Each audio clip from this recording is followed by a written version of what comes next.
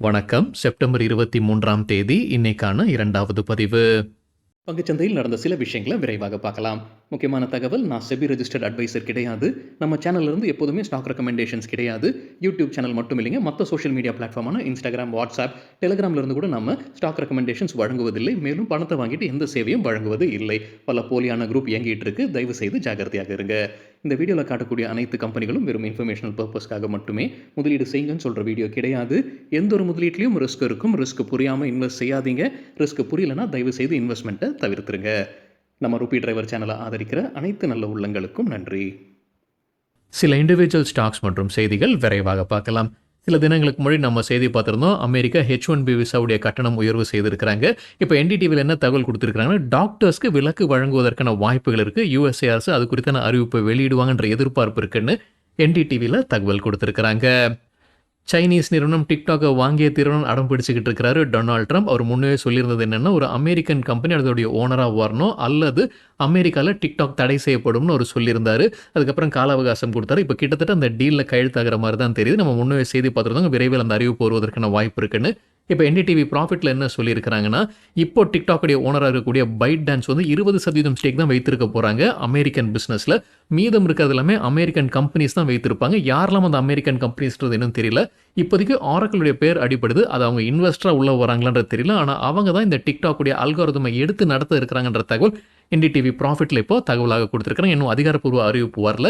விரைவில் அந்த அதிகாரப்பூர்வ அறிவிப்பு வரும்ன்ற எதிர்பார்ப்பு. இந்த செய்தி கசிந்ததற்கு பிறகு நேற்று ஆரக்கிள் கார்ப்பரேஷன் யூஎஸ்ல லிஸ்ட் இருக்கக்கூடிய நிறுவனம் நல்லா பர்ஃபார்ம் பண்ணியிருக்குன்னு NDTV ப்ராஃபிட்டில் அப்டேட் கொடுத்துருக்காங்க.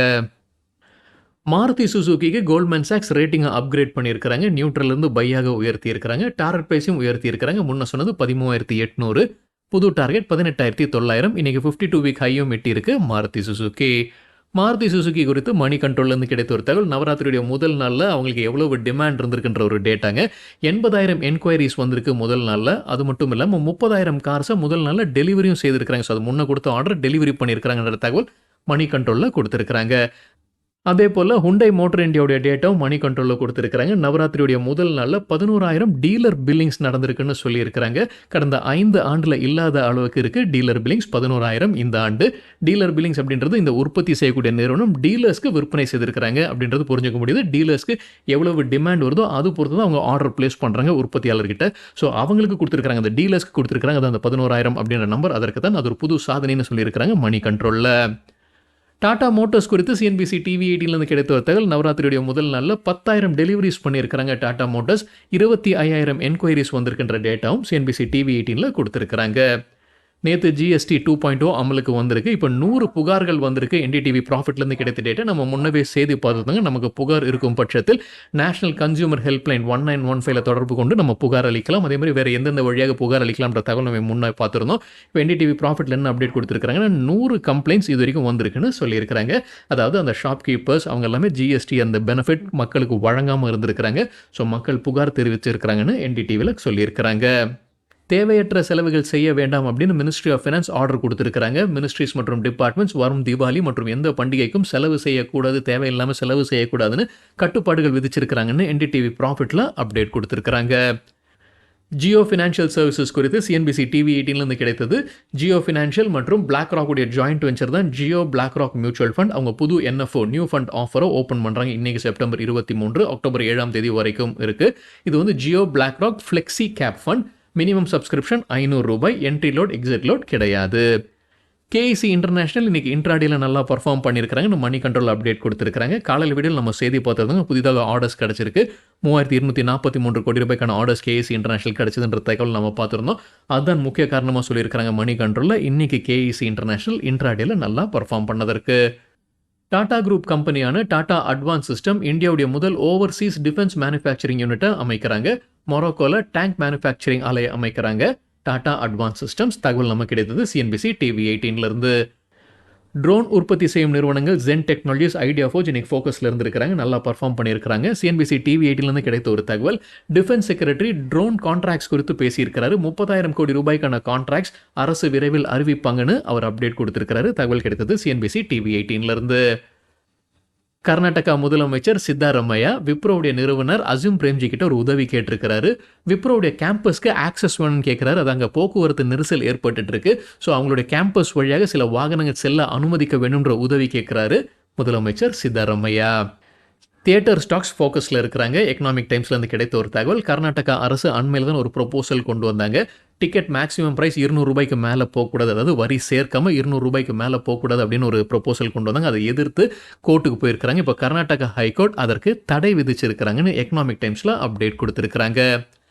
ஓலா எலக்ட்ரிக் பண்டிகை காலத்தை முன்னிட்டு அவங்களுடைய வாகனங்களுடைய விலையை குறைச்சிருக்கிறாங்க. அவங்களுடைய துவக்க விலையாக கிட்டத்தட்ட ரூ. 50,000 S1X ரோட்ஸ்டர் எக்ஸை விற்பனை செய்ய துவங்கியிருப்பதாக ஓலா எலக்ட்ரிக்கில் அப்டேட் கொடுத்துருக்குறாங்க. GMDC Gujarat mineral development corporation குறித்து CNBC TV 18லேருந்து கிடைத்த ஒரு தகவல். இன்னைக்கு இன்ட்ராடேல 13% அதிகரித்தது. கம்பெனியுடைய ஷேர் பிரைஸ் இன்னைக்கு ரெக்கார்ட் ஹையும் எட்டியிருக்கு. செப்டம்பர் மாதம் நல்லா பர்ஃபார்ம் பண்ணியிருக்கு இந்த ஸ்டாக். கடந்த 15 ஆண்டில் இல்லாத அளவுக்கு இந்த செப்டம்பர் மாதத்தில் நல்லா பர்ஃபார்ம் பண்ணியிருக்கிறாங்க.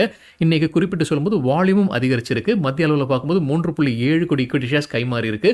சராசரி அவங்களுடைய ஒரு நாளைக்கு எவ்வளோ ஆகுதுன்னு பார்க்கும்போது 20 நாட்கள் ஆவரேஜ் எடுத்து பார்க்கும்போது சராசரியாக 88 லட்சம் ஈக்விட்டி ஷேர்ஸ் தான் கைமாறுது. இன்னைக்கு 3.7 கோடி ஈக்விட்டி ஷேர்ஸ் மத்திய அளவில் எடுத்த டேட்டா இது.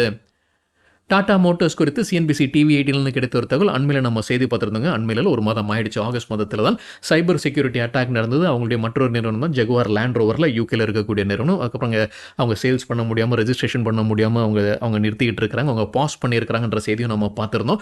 அதுக்கப்புறம் நம்ம ஒரு அப்டேட் பார்த்துருந்தோம். ஆமாம், கஸ்டமர் டேட்டா லீக் ஆகியிருக்கு அப்படின்றதையும் அவங்க உறுதி செய்திருந்தாங்க. அப்புறமா நம்ம என்ன செய்தி பார்த்தோம்னா செப்டம்பர் 24ஆம் தேதியிலிருந்து அவங்க மறுபடியும் அவங்களுடைய சேவையை துவங்குறாங்க. ஜகுவார் லேண்ட் ரோடைய சேவையை துவங்குறாங்கன்ற செய்தி நம்ம பார்த்துருந்தோம். அப்போ செப்டம்பர் 16ஆம் தேதி அந்த அறிவிப்பு வெளியானது. இப்போ மறுபடியும் நீட்டிக்கிறாங்க. அவங்க ப்ரொடக்ஷன் நிறுத்தி வைத்திருக்கிறது அக்டோபர் 1ஆம் தேதி வரைக்கும் நீட்டிச்சு வச்சிருக்கிறாங்கன்னு இப்போ CNBC TV 18ல தகவல் கொடுத்துருக்காங்க. Refex இண்டஸ்ட்ரீஸ் இன்னைக்கு இன்ட்ராடேல கலக்கி இருக்கிறாங்க. 17% அதிகரிச்சிருக்கு. கம்பெனி தரப்புல ஒரு அப்டேட் இருக்கு. Merger demerger update. அவங்களுடைய சப்சிடரி நிறுவனம் Refex கிரீன் மொபிலிட்டி லிமிடெட் வந்து அவங்களுடன் இணையறாங்க. Refex இண்டஸ்ட்ரீஸுடன் இணைக்கிறாங்க. எதை டிமர்ஜ் பண்றாங்கன்னா கிரீன் மொபிலிட்டி பிசினஸ், அதான் Refex மொபிலிட்டி லிமிடெட் அவங்க பிரிச்சு எடுக்கிறாங்க. 1:1 ரேஷியோல கொடுக்குறாங்க. அதாவது அந்த டிமர்ஜ் ஆகி வரக்கூடிய கம்பெனிக்கு ஒரு ஷேர் கொடுக்குறாங்க. நம்ம ஆல்ரெடி ரிஃபெக்ஸ் இண்டஸ்ட்ரீஸில் ஒரு ஷேர் வைத்திருந்தோம். இந்த புது கம்பெனிலையும் ஒரு ஷேர் கொடுக்குறாங்க. என்னுடைய புரிதலுங்க. இந்த புதிதாக வரக்கூடிய அந்த green mobility business Refex mobility limited BSE NSEல லிஸ்ட் ஆக்குவதாகவும் சொல்லியிருக்கிறாங்க ரிஃபெக்ஸ் இண்டஸ்ட்ரீஸ். கார்ட்ரேட் டெக்னாலஜிஸுடைய ஷேர் பிரைஸும் இன்னைக்கு இன்ட்ராடேல நல்லா பர்ஃபார்ம் பண்ணியிருக்கு. கம்பெனி தரப்பு ஒரு அப்டேட் இருக்குது. அவங்களுடைய 2 பிளாட்ஃபார்ம் கார்வாலா மற்றும் பைக்வாலா ஆன்லைனில் டிராஃபிக் அதிகரிச்சிருக்கு. நவராத்திரியுடைய முதல் நாளில் அதிகரிச்சிருக்கு. 74% அதிகரிச்சிருக்கு. போன ஆண்டு நவராத்திரியுடன் ஒப்பிடும்போது ஆகஸ்ட் மாதத்தில் டெய்லி ஆவரேஜுடன் ஒப்பிடும்போது 60% அதிகரிச்சிருக்குன்ற தகவல் கொடுத்துருக்காங்க. கார்ட்ரேட் டெக்னாலஜிஸ் இவங்க வந்து செகண்ட் ஹேண்ட் கார்ஸ் மற்றும் பைக்ஸ் விற்பனை செய்யக்கூடிய பிஸ்னஸில் இருக்கிறாங்க. ஸோ GST குறைச்சது அங்கேயும் அப்ளிகபிளாக இருக்குன்ற தகவல் நம்ம முன்னே பார்த்தோம். இப்போ நவராத்திரியும் ஸ்டார்ட் ஆயிருக்கு. ஸோ அவங்களுக்கும் பாசிட்டிவான செய்தியாக இருக்குன்ற மாதிரி புரிஞ்சுக்க முடியுது. ஸ்டீல் ஸ்டாக்ஸ்க்கு நொமுரா என்ன ரேட்டிங் டார்கெட் கொடுத்துருக்காங்க? JSW ஸ்டீலுக்கு நொமுரா தொடர்ந்து பை ரேட்டிங் கொடுக்குறாங்க. எதிர்பார்க்குற டார்கெட் 1300. JSPLக்கு பை ரேட்டிங் கொடுக்குறாங்க. தொடர்ந்து எதிர்பார்க்குற டார்கெட் ரூ. 1150. MRF குறித்து காலையில் வீடியோவில் நம்ம செய்தி பார்த்துருந்தோங்க. ஸ்டாக் எக்ஸ்சேஞ்ச் விளக்கம் கேட்டிருந்தாங்க கம்பெனி கிட்ட. ஹிந்து பிஸ்னஸ் லைனில் ஒரு செய்தி வந்தது. MRF ஆலையில் வந்து ஸ்ட்ரைக் நடக்குது, திருவத்தியூர் ஆலையில் ஸ்ட்ரைக் நடக்குது அப்படின்ற செய்தி. இப்போ விளக்கம் கொடுத்துருக்காங்க. MRF உறுதி செய்திருக்கிறாங்க. ஆமாம், ஸ்ட்ரைக் நடக்குது. அது சட்டவிரோதமான ஸ்ட்ரைக். 2 காரணங்களுக்காக தான் இந்த ஸ்ட்ரைக் நடக்குது. ஒன்று வந்து ஆனுவல் இன்சூரன்ஸ் ப்ரீமியம் பேமெண்ட்டும், அப்புறம் அவங்க ட்ரெயினிஸை வேலைக்கு எடுத்திருக்கிறாங்க. அதை எதிர்த்தும் தான் இவங்க வந்து ஸ்ட்ரைக்குக்கு போயிருக்கிறாங்க. கம்பெனி தரப்பு வந்து ப்ரெஸ் ரிலீஸ் கொடுத்துருக்காங்க. யாரெல்லாம் ஸ்ட்ரைக்கில் பங்கெடுக்கலையோ அவங்க வழியாக ஆப்ரேஷன்ஸ் தொடர்ந்து நடப்பதாக அப்டேட் கொடுத்துருக்காங்க MRF. பிடிலைட் இண்டஸ்ட்ரீஸ் இன்னைக்கு ஒரு ஷேர் பிரைஸ் கரெக்ஷன் பார்த்துருக்கு. அவங்களுடைய போனஸ் 1:1 எக்ஸ் டேட் தான் இன்னைக்கு. ஸோ அதற்காக பிரைஸ் கரெக்ஷன் நடந்திருக்கு. அது கிராஷ் கிடையாதுங்க. ஸோ 50% விழுந்த மாதிரி தெரியும், ஆனால் அது கிராஷ் கிடையாது. அந்த பிரைஸ் கரெக்ஷன் நடந்திருக்கு. 1:1 போனஸ் கொடுக்கறதுனால கிட்டத்தட்ட அந்த ஷேர் பிரைஸ் பாதியாக மாறும். எக்ஸ் டேட்னா என்னன்னு தெரியாதவங்களுக்காக நம்ம எப்போவுமே டிவிடெண்ட், போனஸ் இந்த மாதிரி கார்ப்பரேட் அனௌன்ஸ்மெண்ட்ஸ் ஏதாவது வந்துச்சு அப்படின்னா நம்ம அதற்கு எலிஜிபிளாக இருக்கணும்னா அதோடைய எக்ஸ் டேட்டுக்கு ஒரு நாள், குறைந்தபட்சம் ஒரு நாளுக்கு முன்னாடி நம்ம ஷேர்ஸை வாங்கியிருக்கணும். எக்ஸ் டேட்டுக்கு நம்ம ஷேர் பிரைஸை விற்பனை செய்திருந்தாலும் நம்ம அதற்கு எலிஜிபிளாக இருப்போம். ஸோ இன்னைக்கு எக்ஸ் டேட் அந்த பிரைஸ் கரெக்ஷன் நடந்திருக்கு. பிடிலைட்டில் போனஸ் 1:1க்கான பிரைஸ் கரெக்ஷன். HEG லிமிடெட் தரப்பு ஒரு அப்டேட் இருக்குது. அவங்களுடைய மற்றொரு நிறுவனம் தான் பில்வாரா எனர்ஜி லிமிடெட். 40% ஸ்டேக் வைத்திருக்கிறாங்க. அவங்களுக்கு இப்போ லோன் கொடுக்குறாங்க. அன்செக்யூர்ட் லோன் $210 கோடி கொடுக்குறாங்க HEG லிமிடெட். ஒரு ஆண்டிற்கான லோன். என்ன இன்ட்ரெஸ்ட் கொடுக்குறாங்கன்னா 9% ஆண்டிற்கின்ற இன்ட்ரெஸ்ட்டில் வழங்குவதாக சொல்லியிருக்கிறாங்க HEG லிமிடெட். மார்க்ஸன்ஸ் ஃபார்மா தரப்புல ஒரு அப்டேட் இருக்கு. அவங்களுடைய ஒரு மருந்துக்கு யுகே அத்தாரிட்டீஸ் அனுமதி வழங்கியிருக்கிறாங்க. மார்க்கெட்டிங் ஆத்தரைசேஷன் வழங்கியிருக்கிறாங்க. பிளட் பிரஷர் சிகிச்சைக்கு பயன்படுத்தக்கூடிய மருந்துன்னு சொல்லியிருக்கிறாங்க Marksans pharma. HCC Hindustan construction கம்பெனிக்கு 2 கான்ட்ராக்ட்ஸ் பாட்னா மெட்ரோ ப்ராஜெக்ட்ஸ் கிட்ட கிடைத்த 2 கான்ட்ராக்ட்ஸ் இரண்டும் சேர்த்து அதோடைய மதிப்பு 2566 கோடி ரூபாய். காமர்ஸ் மினிஸ்ட்ரி கீழே வரக்கூடிய DGTR directorate general of trade remedy சில பரிந்துரைகள் கொடுத்திருக்கிறாங்க. சைனாலிருந்து வரக்கூடிய எலக்ட்ரிக்கல் ஸ்டீல் மீது ஆன்டி டம்பிங் டியூட்டி விதிக்க வேண்டும்ன்ற பரிந்துரை 5 ஆண்டிற்கு விதிக்க வேண்டும்ன்ற பரிந்துரை கொடுத்திருக்காங்க. தகவல் நமக்கு கிடைத்தது சிஎன்பிசி டிவி 18 இருந்து.